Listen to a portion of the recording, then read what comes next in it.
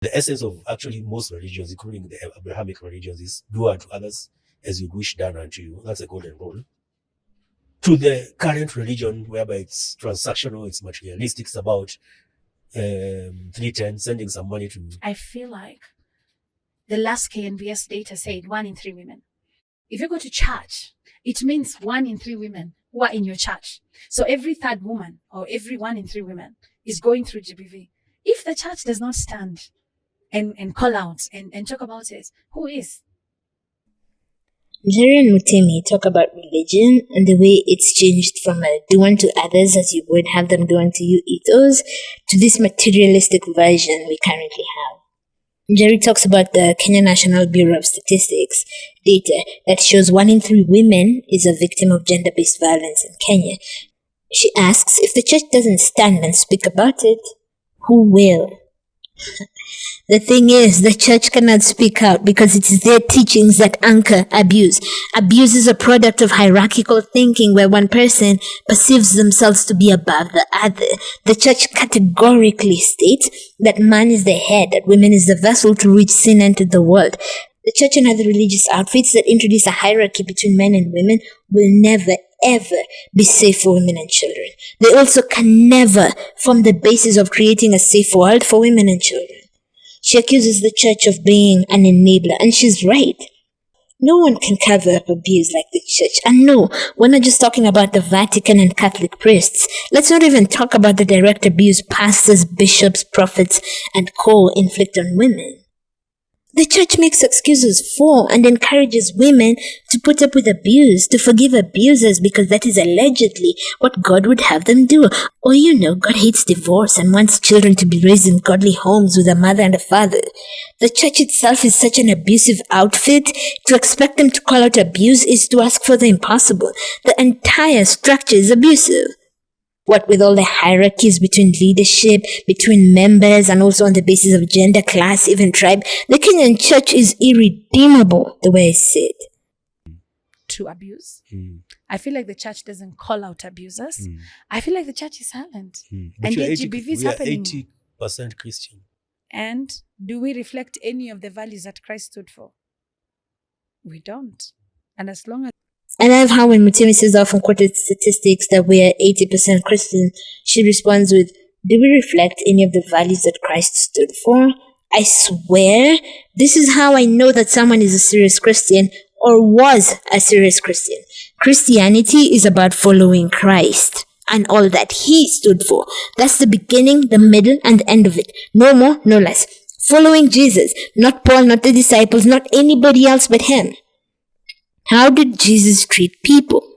How did he treat children? How did he treat the poor? How did he treat women and prostitutes? How did he treat outcasts, the infirm and disabled? How did he treat people from other tribes? How did he treat religious and political leaders? How did he treat business people at the temple? How did he treat the rich? That's where you need to be getting your bearing for life and living. Christianity has become about everything but following the example of Christ. If we want to save the church, we need to go back to Jesus' words. We need to bring back liberation theology, and liberation theology is about liberating the whole person, not just saving them from the fires of hell. The pulpit, the captive audience, is wasted on the current crop of church leaders. Even worse, it's actively abused by them. They are not followers of Jesus. The best they could be is followers of Paul and co. Your average Christian wouldn't recognize Jesus if he walked up to them and introduced himself. You're praying for money from a guy who not only didn't fuck with rich people when he was here, but also didn't so much as have a roof over his head. Praying for a car from a guy who, when he needed transportation, had to send his followers to omba a guy a donkey. You're followers of Paul or some other guy, not Jesus.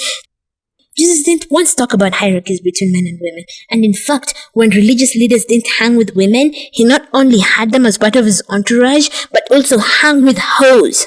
The worst type of women. Jesus was hella revolutionary in every way, especially in his dealings with women. Check out these passages from A Brief History of Misogyny by Jack Holland. He says, what is most striking about the parables and proverbs attributed to Jesus as recounted in the Gospels is the absence of both misogyny and vengefulness. Women were among his first followers. We're told by Matthew, many women were there, beholding afar off, which followed Jesus from Galilee. ministering unto him. They had good reason to do so. Matthew also tells us of a woman which was diseased with an issue of blood, who touched the hem of his garment. Jewish law had strict taboos on menstruating women as unclean, forbidding them contact with the male and entrance into the temple, among others. In contrast, Jesus does not rebuke the bleeding woman, but tells her, "Daughter, be of good comfort. Thy faith has made thee whole." In the Gospel according to St. John, Jesus' disciples are said to have marveled that he was talking with a woman. In that, Jesus was unique. None of the great classical teachers or philosophers, nor the Jewish prophets who preceded him, such as John the Baptist, gathered women followers about them to any significant extent. The radical nature of Jesus' morality is made explicit when the woman taken in adultery in the very act is dragged before him. The Pharisees ask what should be done, knowing full well that the penalty for such an act is death by stoning. Jesus seems to ignore their questions at first and disdainfully bends down to write in the sand. So when they continued asking him, he lifted up himself and said unto them, "He that is without sin, first cast a stone at her." None who had accused her dared accept his challenge, but turned and melted away, and Jesus resumed his writing. Then he looked up, and finding the woman alone, said, "Neither do I condemn thee. Go and sin no more." Jesus' sympathy for the woman is in startling contrast to the attitude prevalent in the Old Testament, which is too often a case of, in Bertrand Russell's words, the infliction of cruelty with a good conscience. Back at the ranch, every sermon about women from the pulpit is about everything they're doing wrong. Meanwhile, Jesus is like, leave my girls alone. Just let them be. I recently found myself at a local supermarket on a Sunday, and all the songs were about I. Nibariki, niinue, umenifanya ning'are, you have shown me so much mercy, you have made my life so beautiful, everything you put your hands go. Your name open doors, yourself the earbuds. It's a total jam though, it's a total jam. Me. Meanwhile, the guy you're supposed to be following, when he was asked how people should pray, said, when you pray, say, "Our Father, who art in heaven, give us this day our daily bread," showing them you don't go to God alone. You don't just pray for you. When you pray for the whole body, for everybody. Our Father, give us. You focus on the needs of the group, everyone's needs, not just yours. And he wasn't about accumulating wealth here. He taught them to pray for their daily bread, as in bread for today, just today. Not a whole warehouse of bread for your children and your children's children, while other people's children starve. We saw what he said to people who are focused on accumulating wealth on earth. Jesus was all about making sure everyone was all right. Meanwhile, his people are convinced that God's blessings are manifested in material goods for the individual. God's blessings are now cars and a massive house and your kids in an international school. Not the feeding of the hungry where he multiplies food, feeding 5,000 hungry people bread and fish. Not the healing of the infirms of an entire building of people so that someone had to be brought in through the roof. Not the alleviation of pain and suffering, whether it be physical or spiritual. Not the elevation and acceptance of entire groups of previously ostracized people, including women and hoes and the disabled. I'd rather have Jesus' miracles where people are freed from hunger and suffering rather than this primitive accumulation of wealth we're told is evidence of God's favor now.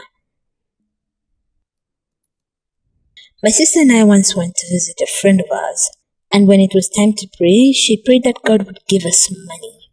This was during the pandemic, when people were dying in their masses and others were rationing food and more traveling back up country because without their daily wages, they couldn't afford to stay in the city. In this climate, this rich Christian, saw our poor asses and prayed that God would give us money. Not even that he'd stabilize the economy so that people would be able to earn a living again, make money again. Nuh-uh. She prayed that God would give our dusty asses money. Y'all are so selfish and so fucking lost. Christians need to rediscover Jesus. They need to go back and just read the red words until it sinks in what kind of guy they're supposed to be following. Either that or just call yourselves something else like Paulites or Paulines or some other variation of followers of Paul. And after you do that, keep Jesus' name out your mouth.